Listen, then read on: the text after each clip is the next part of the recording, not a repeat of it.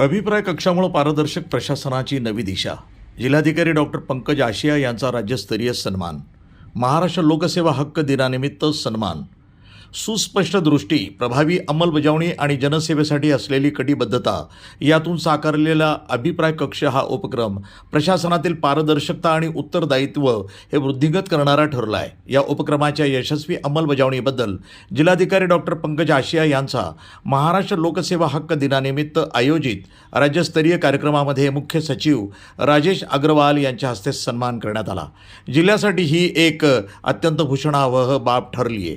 जिल्हाधिकारी डॉक्टर पंकज आशिया यांच्या संकल्पनेतून अहिल्यानगर जिल्ह्यामध्ये दिनांक 1 जुलै 2025 पासून अभिप्राय कक्ष उपक्रम प्रभावीपणे राबवण्यात येत आहे. नागरिकांना सेवा देताना पारदर्शकता आणि उत्तरदायित्व हे सुनिश्चित करण्यासाठी या कक्षाची स्थापना करण्यात आली आहे. आपलं सरकार सेवा केंद्रामध्ये लाभ घेतलेल्या प्रत्येक नागरिकाशी थेट संपर्क साधून त्यांचा अभिप्राय नोंदवला जातो. प्राप्त अभिप्रायाचा गांभीर्याने विचार करून आवश्यक असलेल्या प्रकरणावर तात्काळ कार्यवाही केली जाते. या उपक्रमामुळे प्रशासन अधिक सजग, उत्तरदायी आणि कार्यक्षम बनत आहे.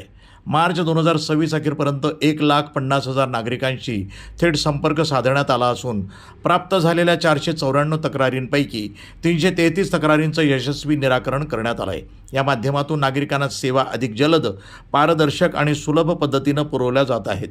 विश्वास, पारदर्शकता आणि उत्तरदायित्व यांचा संगम असलेला अभिप्राय कक्ष हा उपक्रम अहिल्यानगर जिल्ह्यामध्ये प्रशासकीय कार्यक्षमतेचा नवा मापदंड ठरत आहे.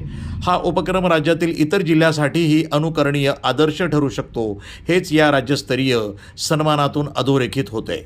संपादन विभाग, न्यूज टुडे 24, अहिल्यानगर.